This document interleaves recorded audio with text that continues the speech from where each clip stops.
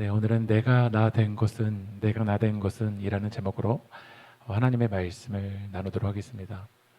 우리는 고린도전서를 통해서 교회에 대한 말씀을 계속 보고 있습니다. 이제 어느덧 고린도전서 15장이 되었고 이제 고린도전서 16장이 우리를 기다리고 있습니다. 우리는 이 고린도전서를 통해서 교회가 어떻게 회복될 것인가, 교회의 본질적인 문제는 무엇인가, 이것에 대해서 우리가 살펴보고 있습니다. 많은 사람들이 교회의 위기라고 이야기를 합니다. 근데 우리 세계교회 성도님들은 어떨 때 교회가 위기라고 생각하십니까? 어떤 은사가 없어서, 어떤 기능을 하지 못해서 교회의 위기일까요? 우리 교회에 어떤 사역자가 없어서, 어떤 은사 있는 사람이 없어서, 어떤 일꾼이 없어서 우리 교회의 위기일까요? 어떤 일꾼이 없다, 이 이야기는 작은 교회뿐만 아니라 큰 교회에 가도 사람은 많이 모였지만 일할 사람은 없네요 라는 이야기를 많이 들어봅니다. 저도 개척을 하고 하나님께 기도를 많이 했습니다. 이런 일꾼 보내주십시오. 이런 사람 보내주십시오. 이런 은사가 있는 사람 보내주셔서 이런 역할들을 교회에 감당할 수 있게 해달라고 기도를 열심히 했습니다. 제가 개척하고 어떤 일꾼 보내달라는 기도를 제일 많이 했을 것 같으세요? 어떤 은사 있는 사람을 보내달라고 제가 기도 많이 했을 것 같나요? 만약 여러분이 개척을 했다면 우리 교회에 어떤 은사 있는 사람이 오면 우리 교회가 잘 세워져 갈 것이라고 생각이 드십니까? 전도하는 사람, 네. 헌금 많이 하는 사람, 네. 저는 오랫동안 반주자를 좀 보내달라고 기도를 했습니다. 왜 이런 기도를 하게 되었냐면 제가 개척을 하고 몇 해 뒤에 이제 저희 가정에 둘째가 태어나게 되었는데요. 아내가 한 7년 동안 우리 세계교회 반주를 했었습니다.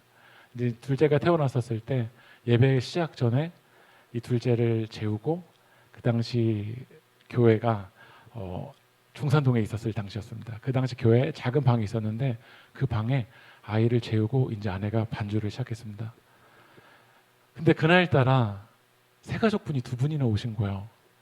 그러니까 새가족분이 두 분이나 오셨으니까 진짜 열심히 찬양해야 되겠다라는 마음으로 열심히 찬양을 하는데 제 귀에 저 방 안에서 자고 있었던 그 둘째 아이가 깨어서 우는 소리가 제 귀에 들리는 거예요.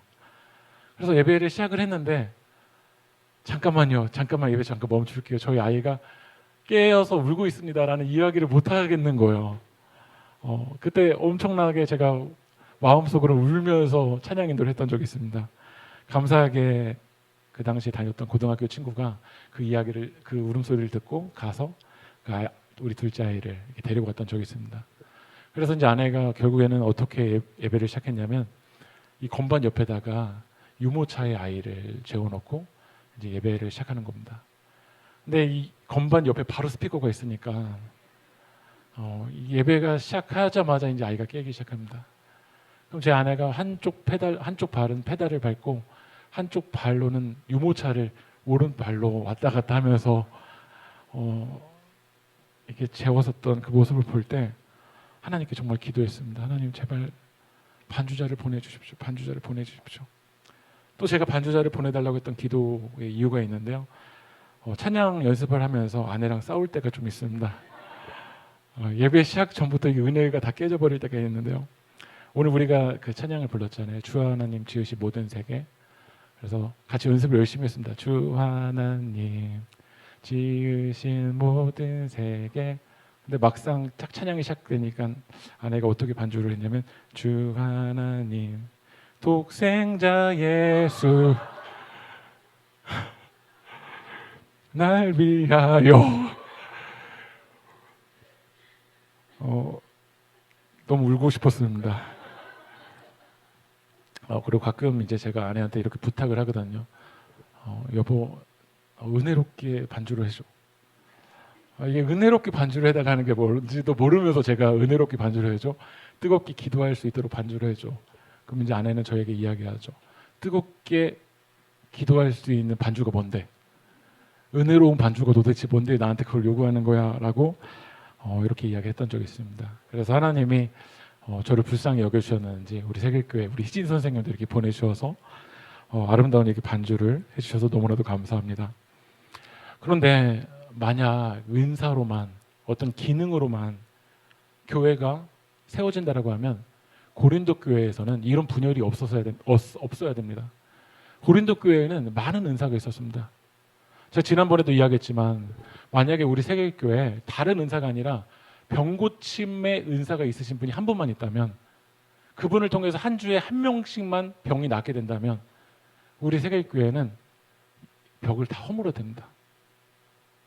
그러니까 다른 은사가 아니라 병고침의 은사 있으신 분이 한 분만 오신다면 매주 아마 번호표를 뽑는 일들을 우리 교회는 해야 될 겁니다. 그 은사가 고린도 교회는 있었습니다. 그런데 성경은 이야기하죠. 고린도 교회는 분열되고 있었다라는 거예요. 그러니까 교회의 위기는 어떤 은사가 없다라는 것이 아닙니다. 어떤 기능을 하지 못하라는 것이 교회의 위기가 아닙니다. 어떤 이벤트를 하지 못한다라는 것이 교회의 위기가 아닙니다. 교회의 위기는 뭘까요? 바울이 진단한 것은 고린도전서 15장 12절 말씀을 읽어보겠습니다. 시작.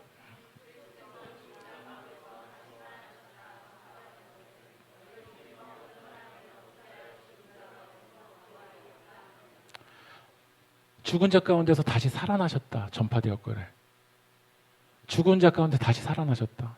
이게 십자가 부활 복음입니다. 그러나 고린도 교회의 가장 큰 문제는 무엇이었냐면 부활이 없다. 부활을 믿지 않았었던 거야. 복음을 믿지 않았던 거야. 부활 없이도 드럼 칠 수 있습니다. 부활 없이도 기타 칠 수 있습니다. 그 부활을 믿지 않고도 음식 봉사할 수 있습니다. 부활을 믿지 않고도 어떤 역할은 감당할 수 있겠지만 교회의 능력은 잃어버립니다. 교회는 복음 위에 세워진 공동체인 줄 믿습니다. 그런데 우리는 복음 위에 세워져 있지 않다라는 것에 대해서는 심각성을 느끼지 않고 교회가 어떤 기능을 하지 못한다, 어떤 일꾼이 없다라는 것에서만 많은 부족함을 느끼는 것 같습니다. 우리 세계교회에서 지난 여름에 토요일 날 4주 동안 로마서 1장부터 8장을 통해서 복음에 대한 이야기를 나누었습니다. 복음이 무엇일까? 그리고 같이 실습했습니다. 교육만 하지 않고 같이 서로 복음이 무엇일지를 같이 나눠보는 시간을 가졌습니다. 그러나 성도님, 그 자리에 참여한 성도님들 다 같이 우리가 고백했던 건 무엇이냐면 막상 복음을 말하려니까 모르겠어요. 복음을 그렇게 들었는데 막상 복음을 내 일상의 언어로 표현하려니까 모르겠다라는 거야. 근데 우리는 이것에 대한 심각성을 느끼지 못한다라는 거죠. 복음을 이야기해봐. 그러면 우리는 언제 이야기해야 되나? 십자가도 이야기해야 되나? 대속 이야기해야 되나? 부활 이야기해야 되나? 이게 다 섬처럼 다 따로박으로 놀고 있습니다. 그러면서도 우리는 복음을 전하지 못하고 있다. 복음 위에 서 있지 못한다. 복음이 무엇인지 모르고 있다는 것에 대해서는 심각성을 느끼지 못한다는 거죠. 제가 2주 전에 저희 일산 동지방에서 한 교회가 개척을 했습니다. 그래서 제가 그 개척 예배에 참여했는데 그 개척하시는 목사님이 어떤 순서가 있었냐면 그 자리에 참여하시는 몇 분에게 우리 교회가 어떤 교회가 되었으면 좋겠습니까? 라는 질문을 했습니다. 근데 그 자리에 이제 목회를 30년 이상 하시고 이제 은퇴를 몇 년 안 앞두신 그 목사님이 참여하셨습니다. 그 목사님에게 이 개척하시는 목사님이 질문했어요. 목사님은 우리 교회가 어떤 교회가 되셨으면 좋겠어요? 라고 질문했더니 그 목사님이 뭐라고 이야기하시냐면 제가 사실 30년 목회하는데 목사가 예수를 잘 믿는 게 너무 어렵습니다.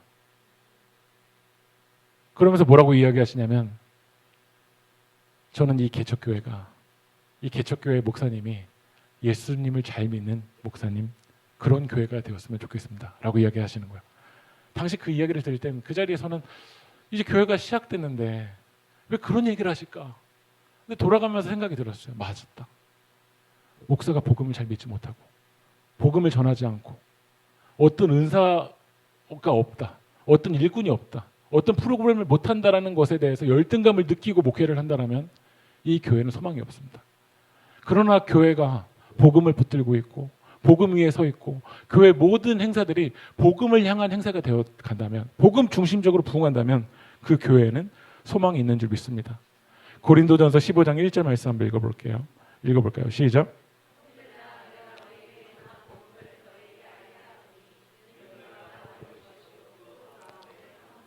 내가 너희에게 전한 복음.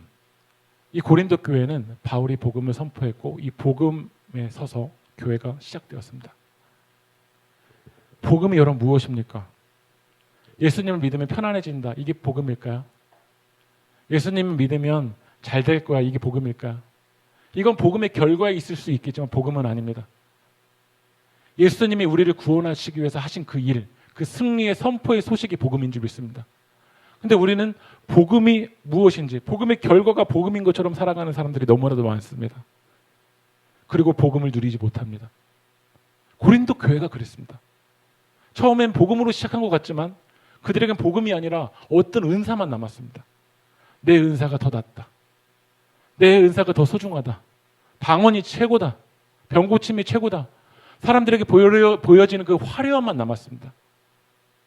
결국 교회는 분열되었죠. 고린도전서 15장 2절 말씀을 읽어볼까요? 시작. 2절 말씀 한번 넘겨주세요. 한번요. 2절. 제가 읽어드리겠습니다. 너희가 만일 내가 전한 그 말을 굳게 지키고 헛되이 믿지 아니하였으면 그로 말미암아 구원을 받으리라. 내가 전한 그 말을 굳게 지키고, 한번 따라해보겠습니다. 내가 전한 그 말을 굳게 지키고 헛되이 믿지 아니하였으면 그로 말미암아 구원을 받으리라.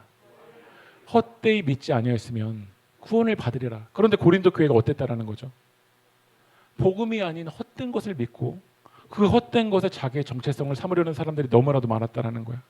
그러니까 교회의 심각한 위기는 다른 게 아닙니다. 복음을 왜곡하는 것이고 복음 아닌 것에 초점을 기울이는 것입니다. 포드처치 원희경 목사님이 이런 얘기를 하시더라고요.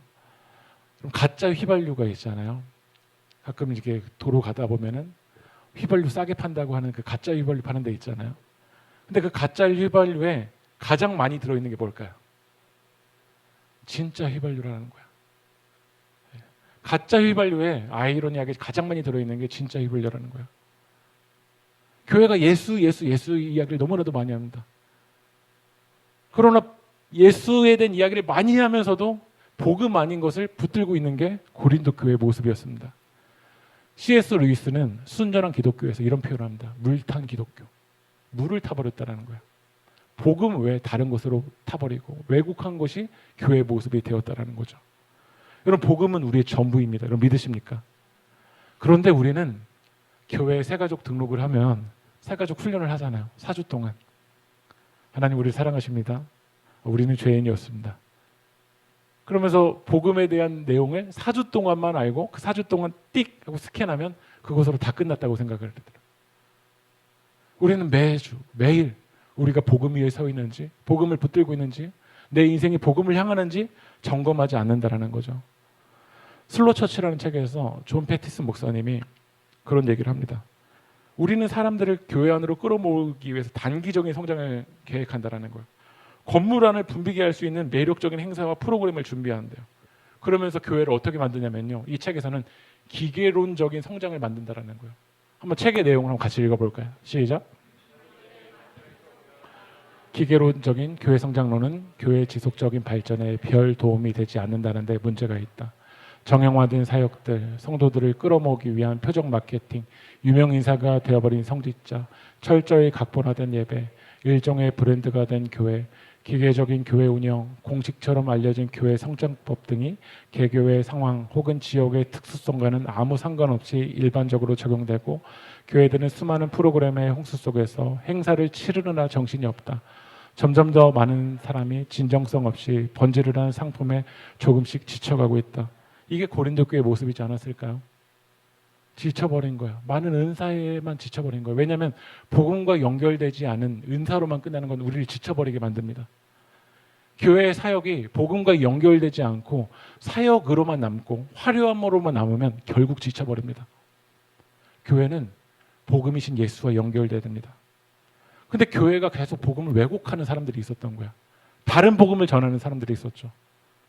아까 전에도 말씀드렸지만 휘발유, 가짜 휘발유에 가장 많이 들어있는 게 뭐냐면 진짜 휘발유입니다. 예수 이야기를 하지 않는 게 아닙니다. 그러나 예수 외에 뭔가가 더 필요하다. 그러면서 이 복음을 왜곡하는 사람들이 있었어요. 그게 고린도 교회 성도들의 모습이었습니다. 로마서 4장 4절 말씀 한번 읽어볼까요? 시작.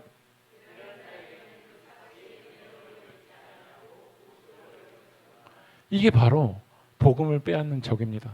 팀켈러 목사님이 복음을 빼앗는 두 가지 적에 대해 이야기하거든요. 하나는 율법주의고 하나는 율법 폐기주의입니다.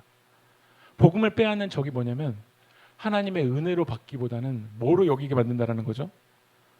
보수로 여기게 만든다라는 거야. 우리 지난 주일에 사람이 무엇이 간데 주께서 저를 찬양 기억나시나요? 우리 그 부분만 한번 같이 한번 불러보실까요? 시작. 사람이 무엇이 주께서 저를 생각하시며 주께서 저를 인자가 무엇이 간대? 인자가 무엇이 간대? 저를 권고하시나이까? 저를 권고. 우리 다시 한번 고백해 볼까요? 사람이 무엇이 간대? 사람이 무엇이 간대? 주께서 저를 생각하시며 인자가 무엇 저를 권고하시나이까? 저를 권고하시나이까? 여러분, 사람이 무엇이 간대? 근데 우리의 삶 속에서 무엇이 간대일까요? 무엇이 간대가 아니라 나 무엇인데? 이게 우리의 삶의 강조점 아닙니까? 이게 바로 보수로 여기는 종교 생활을 하는 모습입니다. 무엇이 간대 아닙니다. 인자가 무엇이 간대 아닙니다. 인자 무엇인데? 사람 무엇인데? 라고 우리는 신앙생활을 보수 생활로 여깁니다. 우리 삶의 많은 모습들이 보수의 문제입니다. 가정 안에서 왜 갈등이 일어나냐면 보수 때문에 그렇습니다. 예를 들면 남편이 그렇습니다. 내가 밖에서 이렇게 힘들게 고생했으니까 집에서는 아내가 다 해야 된다고 생각합니다. 내가 이렇게 했으니까. 나 남편 무엇인데? 그럼 아내는 뭐라고 얘기할까요? 내가 하루 종일 집에서 힘들게 집안일하고 애들 돌봤으니까 이제 남편이 돌아오면 어떠셨으면 좋을까요? 이제 애들은 좀 이때는 봐야 되는 거 아니야? 이렇게는 해야 되는 거 아니야? 주말에는 좀 해야 되는 거 아니야? 다 뭐죠? 보수의 문제입니다. 학교에서 갈등이 왜 일어나요? 보수의 문제입니다. 내가 이렇게 공부했는데 왜 이런 학점을 주시죠? 직장에서도 내가 이렇게 일했는데 왜 월급을 이거밖에 안 주죠? 근데 이것이 하나님과 관계에 있어서도 보수로 여겨집니다. 그러니까 하나님께 화가 나는 겁니다. 왜 우리가 하나님께 그렇게 서운하고 왜 하나님께 삐져있냐면 보수 때문에 그렇습니다. 내가 무엇인데, 내가 이렇게 기도했는데, 내가 이렇게 봉사했는데, 내가 이렇게 열심히 했는데, 그러나 막상 내게 있는 그 결과는 그런 보수가 하나님께 주지 않는다고 생각했을 때 그때부터 우리는 하나님 어떻게 생각하냐면 하나님께 화가 나는 겁니다. 첫째 아들처럼 왜 우리가 그렇게 싸나워져 있냐면 내가 아버지 옆에서 이렇게 했는데, 내가 아버지 옆에서 그렇게 노력했는데 사람이 무엇이 간대가 아닙니다. 우리는 사람이 무엇인데입니다. 한번 화면을 넘겨주시면요. 이 피라미드는 어디 있는 피라미드냐면 멕시코에 있는 피라미드입니다. 이집트에 있는 피라미드와 멕시코에 있는 피라미드가 차이가 있습니다. 이집트에 있는 피라미드는 무덤인데요. 멕시코에 있는 피라미드는 뭐냐면 제단입니다. 제단이에요. 여기에서 인신 제사를 드리는 제단입니다. 멕시코에서 제일 싸움을 잘하는 사람을 뽑습니다. 마을마다 뽑는 거예요. 예선전을 거치는 거죠. 또 이 마을에서 이 마을에서 이 마을에서 제일 싸우는 사람들을 예선을 거쳐서 이제 중앙으로 모읍니다. 중앙에서 또 치열하게 싸움을 해서 이제 가장 싸움을 잘하는 두 사람을 뽑습니다. 그리고 두 사람과 싸움을 벌여서 가장 최후의 승자를 남깁니다. 그럼 이 최후의 승자를 이 제단 위에 올려서 배를 가르고 피를 뽑아서 심장을 뽑아서 이것을 제단 위에 드립니다. 내가 이렇게 싸움을 통해서 나는 신의 영역까지 갈 수 있다는 겁니다. 이게 뭐냐면 종교입니다. 내가 이렇게 싸워서 내가 여기까지 그 위까지 나는 올라간다. 이게 종교입니다. 종교 생활을 하는 사람은 점점 싸나워질 수밖에 없습니다. 하나님과의 관계에서 보수로 여기는 사람은 하나님께 너무 서운합니다. 교회에서도 우리가 왜 이렇게 서운하냐면 이 교회 생활을 은혜라고 생각하지 아니하고 보수라고 생각하기 때문에 서운하기 시작하는 겁니다. 그러나 우리 세계교회는 종교 생활이 아니라 보수 생활이 아니라 복음을 붙들고 살아가는 신앙생활하기 주님의 이름으로 축복합니다. 고린도전서 15장 3절 말씀 한번 읽어볼게요. 시작. 전하였노니 이는 성경대로 그리스도께서 우리 죄를 위하여 죽으시고. 그래서 바울은 다시 고린도 교회 성도들에게 복음을 이야기합니다. 십자가 부활부터 이야기합니다. 고린도전서 1장부터 해서 15장 이제 다다음 주면 이제 16장으로 끝나야 되는데 바울은 복음부터 이야기합니다. 여러분 이게 빠른 겁니다. 늦더라도 다시 복음을 붙들고 가는 게 빠른 겁니다. 여러분의 삶이 복음이 아닌 왜곡된 것으로 붙들고 있다면 다시 복음이 무엇인지를 붙들고 복음을 선포하는 삶을 살아가는 것이 바로 아름다운 삶일 줄 믿습니다. 한번 따라해 볼까요? 나는 생각보다 더 나쁜 죄인입니다. 여러분 이게 고백되시나요? 보수로 여기는 사람은 그렇지 않습니다. 왜 우리가 하나님의 은혜를 구하지 않냐면 보수처럼 여기기 때문에 그렇습니다. 사람이 무엇인데라고 생각하는 순간부터 은혜를 여기지 않습니다. 누가 은혜를 구하냐면 내가 생각보다 예수님이 나를 위해서 죽으시지 않으면 아무런 소망 없는 존재라는 것이 인정될 때 주님의 은혜를 구하는 겁니다. 주님이 나를 위해서 죽으시지 않으면 아무런 소망 없다라는 것이 이것이 하나님의 말씀 앞에서 객관화가 될 때 우리는 은혜를 구하게 됩니다. 우리가 많이 부르는 CCM 노래 중에 당신은 사랑받기 위해 태어난 사람이라는 찬양이 있잖아요. 근데 정말 말씀을 통해서 객관화해 보면 우리가 사랑받을 자격이 있는 사람입니까? 우리 영적인 실체를 한번 되돌아보면 정말 그 사랑받을 자격이 우리에게는 아무런 소망이 없는 사람입니다. 그것이 하나님의 말씀 앞에서 깨달아진 사람은 하나님의 은혜를 구할 수밖에 없습니다. 그래서 바울은 어떤 서신서에서도 무엇을 먼저 이야기해 주냐면 복음을 이야기해 줍니다. 로마서 3장 24절 한번 읽어볼까요? 시작. 값없이 의롭다 하심을 얻은 자 되었느니라. 로마 교회를 향해서도 복음을 이야기합니다. 그런데 그 복음을 일상의 언어로 풀었는데요. 이 단어가 뭐냐면 속량입니다. 한자로 되었기 때문에 우리에게는 어려운 단어지만 당시 이 속량이라는 단어가 로마 시대를 살아가고 있는 사람들에게는 일상적인 언어였어요. 왜냐하면 이 단어가 어디서 사용되냐면 로마 노예시장에서 쓰이는 단어입니다. 여러분 이 속량의 한자를 보면 앞에 조개패가 붙어 있잖아요. 고대 시대에는 이 조개가 화폐 수단이었잖아요. 그럼 마트에 있는 물건이 자유해지기 위해서는 여러분들 그냥 가지고 나오시면 어떻게 될까? 그 물건이 자유해지나요? 그 물건에 대한 대가를 누군가 지불해야 그 물건이 마트 진열대로부터 자유하게 됩니다. 바울은 로마 노예시장에서 쓰이는 이 속량이라는 단어를 가지고 복음을 풀어갔습니다. 한번 화면을 넘기시면요. 로마의 노예시장은 정말 끔찍합니다. 노예로 살아가는 삶은 정말 끔찍합니다. 여러분 이 좁은 공간에서 우리가 이 공간에서 살아간다고 생각해 보십시오. 화장실도 제대로 되어 있지 않고 먹을 거 어떻게 주냐면 정확하게 분별해서 주는 거 아닙니다. 그냥 뿌려놓는 거예요. 그러면 배설물에 떨어진 그 음식도 그냥 여기서 먹고 마시고 살아가는 겁니다. 이 노예의 삶을 살아가는 사람들은 정말 끔찍해요. 여러분 노예 12년이라는 영화를 보면요.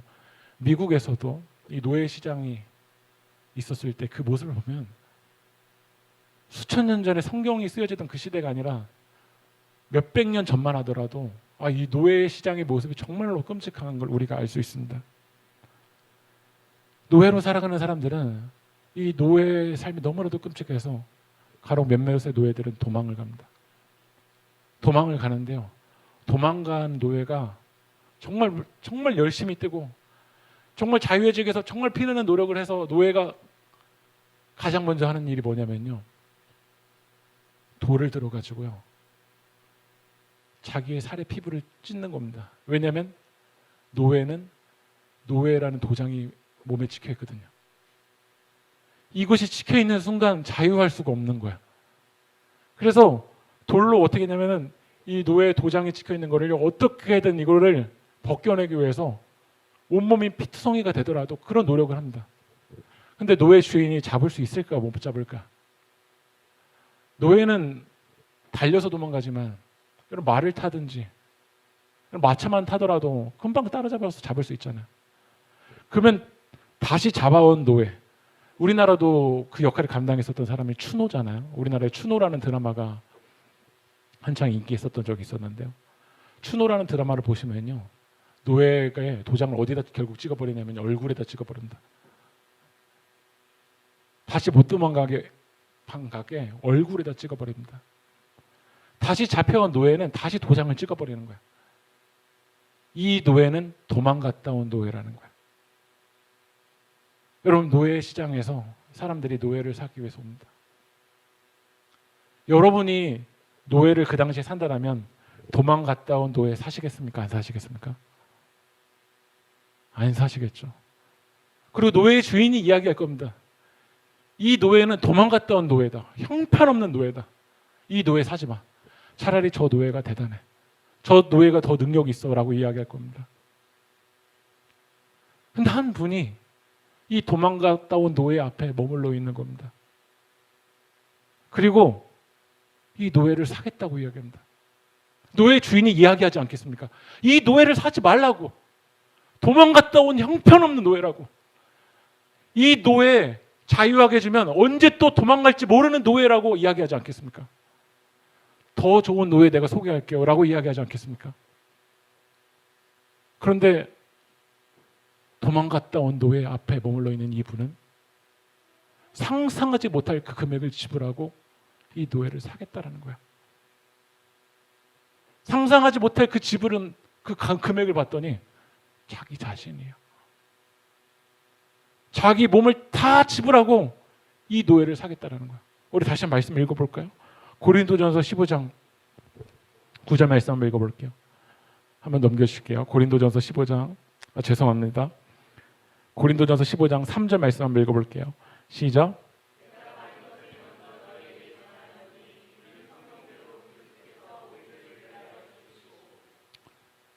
이 노예로 살아가는 우리를 자유하기 위해서 예수님이 우리를 위해서 대신 대가를 지불하신 거예요. 이게 로마서의 단어로는 속량이라는 단어로 푸른 것뿐이에요. 주님이 나를 살리기 위해서 하신 그 일을 우리가 조금이라도 경험하고 조금이라도 맛본다면 사람이 무엇인데란 이야기를 할 수가 없습니다.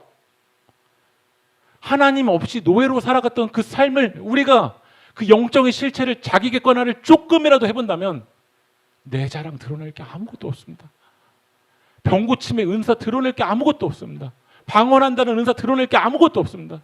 교회에서 어떤 역할 드러내야 했다고 할 게 아무것도 없습니다. 우리 세계교회가 뭐 했다라는 일 할 게 아무것도 없습니다. 사탄이 비웃는 거야. 예수님을 향해서 이야기할 거예요. 야, 이거 완전 헛똑똑이다. 저런 가치를 지불할 사람이 아니다. 네가 구원해줘 봤자 다시 돌아갈 거고 실수할 거고 넘어질 거다. 그런데 주님은 묵묵히 그 대가를 지불하십니다. 사탄의 참소에, 사탄의 고소에 요동하지 않으십니다. 마지막까지 우리 살리기 위해서 주님이 우리 죄를 위해서 죽으셨습니다. 주님이 우리를 건지시기 위해서 하신 그 일, 그 승리의 소식, 그 기쁨의 소식이 바로 복음입니다. 여러분, 이 복음의 관점으로 바울의 삶을 바라보면요, 한 말씀 읽어볼게요. 고린도전서 15장 6절 8절 한번 읽어볼까요? 시작.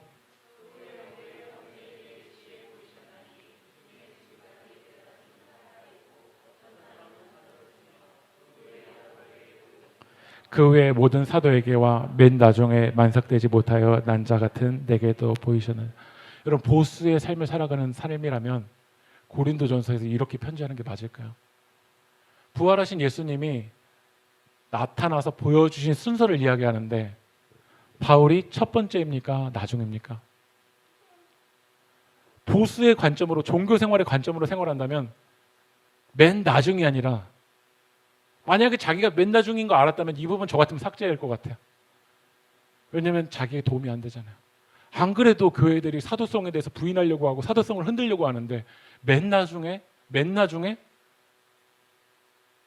우리 삶이 우울한 이유가 내가 맨 나중이라고 생각하니까 우울한 거 아닙니까? 다들 중간이고 맨 앞에 있는 것 같은데 왜 내가 맨 나중입니까? 보수적인 관점을 가지고 이 고린도전서 15장 6절 8절 말씀을 보면 우리는 우울합니다. 불안합니다. 하나님께 원망스럽습니다. 근데 바울은 반복적으로 이야기합니다. 고린도전서 15장 9절 말씀 읽어볼까요? 시작.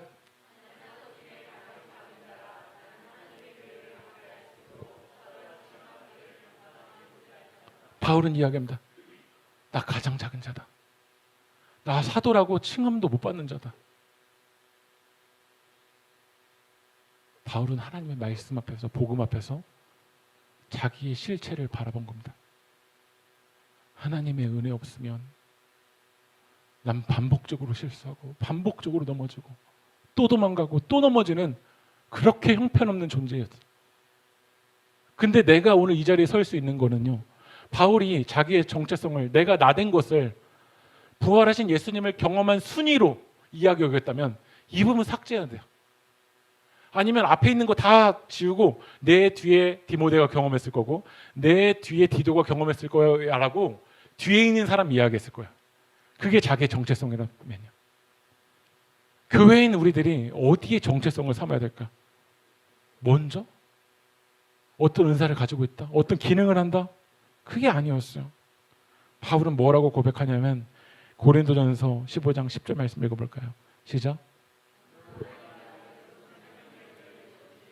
내게 주신 그의 은혜가 헛되지 아니하여 내가 모든 사도보다 더 많이 수고하였으나 내가 한 것이 아니요 오직 나와 함께 하신 하나님의 은혜로라. 내가 나된 것은 어떤 숫자도 아니고 등수도 아니고 하나님의 은혜입니다. 여러분 믿으십니까?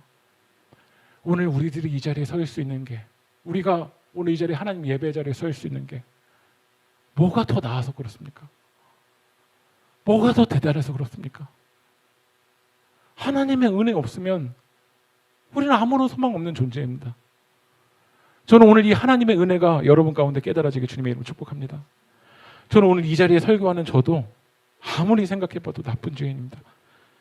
괜찮은 척 할 뿐이고 양복 입혀놓고 넥타이 그냥 해놓으니까 괜찮아 보이는 것뿐이지 주님이 나를 위해서 죽으시지 않으면 전혀 소망 없는 존재입니다. 하나님 없이 노예로 살아가는 나, 주님은 그런 대가 치르시지 않으셔도 됩니다. 그런데 주님은 오늘 우리 앞에 서셔서 우리를 끝까지 사랑하시며 그 길을 묵묵히 걸어가셨습니다. 마귀가 여러분에게 이야기할 겁니다. 너 첫째 아니잖아. 디모데, 우리가 금요일 날도 보고 있지만 디모데의 아버지랑 어머니 보면요, 유대인 아니었잖아요. 그 외적인 조건을 가지고 우리의 정체성을 계속해서 마귀의 사단은 흔들어 버릴 겁니다. 외적인 조건만 봐라. 하나님 널 사랑하시냐? 저 사람들은 더 잘된 결과가 있지 않냐? 그 결과를 가지고 우리의 정체성을 흔들려고 하고 교회를 흔들려고 합니다. 우리는 그때 다시 돌아가야 됩니다. 복음으로 돌아가야 됩니다. 주님이 나를 얼마나 사랑하시는지, 주님이 나를 끝까지 포기하지 아니하시는 그 주님의 사랑 가운데로 우리는 돌아가야 될 줄 믿습니다. 저는 우리 세계교회 성도님들에게 권면합니다. 여러분, 이 은혜의 시각으로 보십시오. 교회 신앙생활하면서 복음의 시각으로 보십시오. 보수의 시각으로 보는 순간 교회가 불평투성입니다. 그러나 은혜의 눈으로 보면 너무 감사합니다. 여러분 감사하지 않나요? 옆에 계신 성도님 은혜의 눈으로 한번 보십시오. 얼마나 감사해요. 내 옆에 앉아주시다니. 여러분, 은혜의 시각으로 자녀들을 보십시오. 내가 이렇게 했는데, 내가 이렇게 학원 보내줬는데, 내가 널 위해서 해준 게 얼만데, 보수의 관점으로 보니까 서운한 겁니다. 은혜로 보십시오. 이런 아름다운 소중한 자녀들, 여러분 맡을 수 있는 그 능력이 되는 사람입니까? 솔직히 내가 보면 지금 나의 삶의 맥락을 보면 하나님 맡겨주신 그 자녀들 내가 책임지고 그들을 위해서 기도할 수 있는 존재가 나입니까? 그렇게 되지도 않은 존재인데 하나님이 은혜로 맡겨주셨다면 얼마나 감사한 겁니까? 저는 교회 이야기만 하고 말씀 마치려고 하는데요. 지난주에 친구들 오랜만에 만났습니다. 휴가 때요. 근데 친구들이 이야기를 꺼냅니다. 어떤 얘기를 꺼내냐면 여름 휴가비 이야기를 꺼내기 시작하더라고요. 한 친구가 이야기하는데 뭐라고 이야기하냐면 100만 원 받았대요. 근데 막 불평을 하기 시작하더라고요. 야, 이 100만 원 갖고서 무슨 휴가를 가냐? 이 100만 원 갖고서는 뭐 숙소 뭐 이틀 잡으면 이제 뭐 굶으라는 거냐, 뭐 하라는 거냐? 제가 보수의 관점으로 그 친구와 저를 비교했다면요, 전 계속 화가 나 있을 것 같아요. 근데 은혜로 보니까요, 그 세계교회에서 주신 그게 너무나도 귀한 거더라고요. 오늘 내가 이 자리에 서 있는 게 오늘 말씀 준비하면서 얼마나 감사한지 모르겠어요. 요즘 유튜브에 설교가 다 올라와 있어서요, 설교 잘하는 목사님 너무 많아요. 그런데 우리 세계교회 성도들이 그렇게 설교를 잘하는 목사님께로 가지 않고 오늘 이 자리에 있는 게 얼마나 감사해요. 찬양 잘하는 목사님들이 얼마나 수두룩한지요. 막 애드립을 막 진짜 허황창란하게 해요. 그런데도 막 삑사리 내고 박자 틀리는데도 이 자리에 계신 성도님들이 얼마나 감사한지 모르겠어요. 제가 아내에게 이야기했어요. 여보, 우리 세계교회 성도님들한테 밥 한 번 사고 싶다. 가끔 성도님들의 이야기를 들어보면 누가 해준 밥을 먹는 게 제일 행복하시다고 하는 얘기 들었어요. 그래서 우리 세계교회에서 주신 그 휴가비 가지고 11조 떼고 나머지 가지고서는 밥을 샀는데, 와, 진짜 말할 수 없는 행복함이 있었어요. 세계교회 성도들이 피자랑 치킨 드시는 모습이, 와, 세상을 다 얻은 그런 느낌이었어요. 이게 가능했던 건 은혜인 것 같아요. 보수의 관점이 아니라 은혜의 관점으로 여러분 보십시오. 모든 게 은혜입니다. 오늘 이 시간 함께 그 은혜를 고백했으면 좋겠어요. 나를 지으신 이가 하나님, 나를 부르신 이도 하나님, 어떤 것도 드러낼 수 없는 자이지만 오늘 나를 구원하여 주시고 나를 자녀 삼아 주신 그 하나님의 은혜, 그것이 우리의 정체성이 되길 소망하며 결단하며 이렇게 찬양합시다.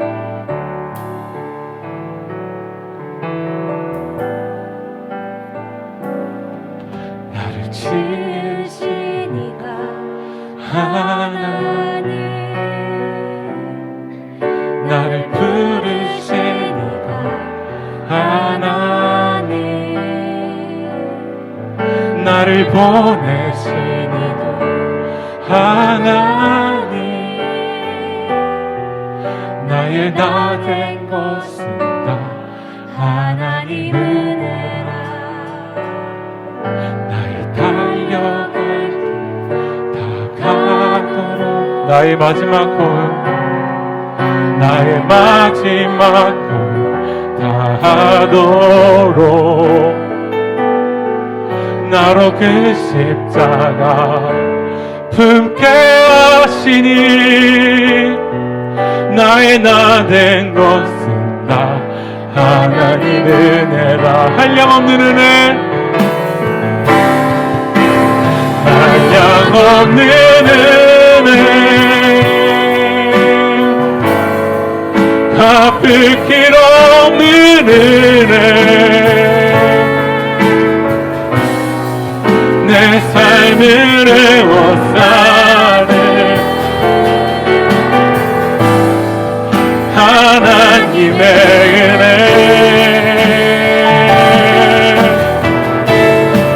나 주저함 없이 그 땅을 밟음도, 그 땅을 밟음도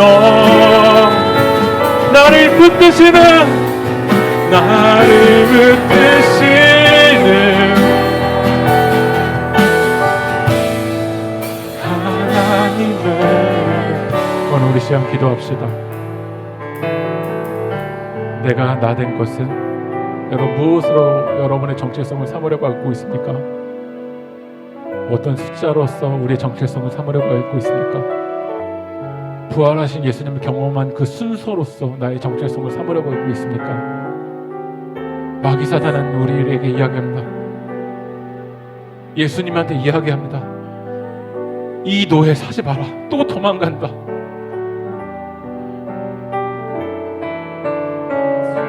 그러나 주님은 우리 앞에서 말씀하십니다. 나는 나의 전부를 다 희생하고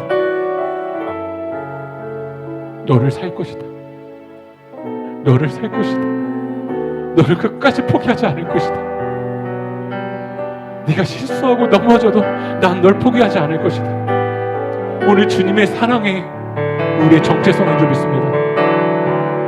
여러분의 삶을 지금 어디 위에 올려놓고 있습니까? 여러분의 가정을 지금 어디 위에 올려놓고 있습니까? 우리 시간 우리 함께 결단하며 기도할 때 나를 주님의 은혜 위에 올려놓으십시오. 여러분의 가정을 주님의 은혜 위에 올려놓으십시오. 우리 세계교회를 주님의 은혜 위에 올려놓아야 됩니다. 우리가 올인된 것은 전적인 하나님의 은혜인 줄 믿습니다.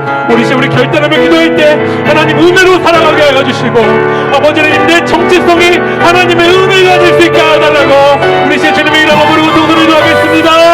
주여, 아버지 하나님의 은혜로 살아가길 원합니다.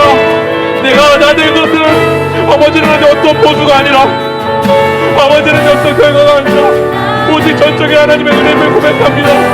그러나 하나님 우리의 삶 속에서 내가 무엇인데 아버지는 내가 나를 드러내고 그것을 통해서 보수를 얻으려고 했어. 아버지는 나의 모습을 주님 용서하여 주시옵소서. 사람이 무엇이간데 주께서 저를 돌보십니까? 사람이 무엇이간데 주님 저를 포기하지 않아야 하시는 겁니다. 주님 제가 무엇이간데 저를 위해서 모든 것을 희생하셨습니까? 주님 내가 무엇이간데 저를 끝까지 저를 붙들어 주시는 겁니까? 우리 시간 그 주님의 사랑이 우리를 압도하여 주시고, 우리 시간 주님의 사랑이 우리를 붙잡아 주시고, 하나님의 사랑에 붙들는 만한 생활을 붙들어 주시는 역사하여 주시고, 하나님의 사랑이 우리를 붙들어 주시고,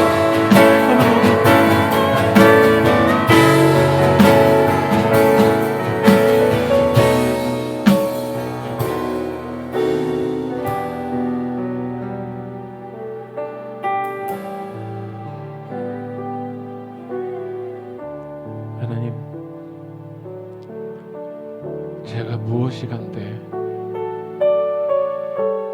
저를 위해서 다 희생하셨습니까?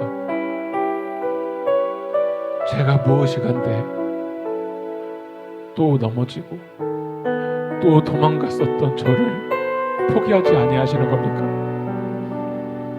오늘 시간 주님의 은혜 없으면 저는 한 발도 내딜 수 없는 소망 없는 존재임을 고백합니다. 그래서 오늘 이 시간 주님의 은혜를 구합니다. 하나님, 저의 막막한 삶 속에서 주님의 은혜를 구합니다. 아무것도 보이지 않는 이 캄캄한 터널을 지나가는 그 삶 속에서 주님의 은혜를 구합니다.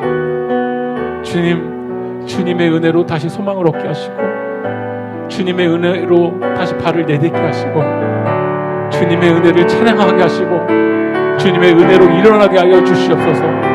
그리고 우리가 매일의 삶 속에서 내가 나된 것은 다른 것이 아니라 주님의 은혜임을 고백하고 인정하고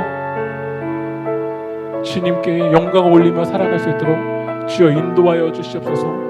일으키시고 역사하신 그 주님 찬양하며 이 모든 말씀 살아계신 예수 그리스도의 이름으로 기도합니다.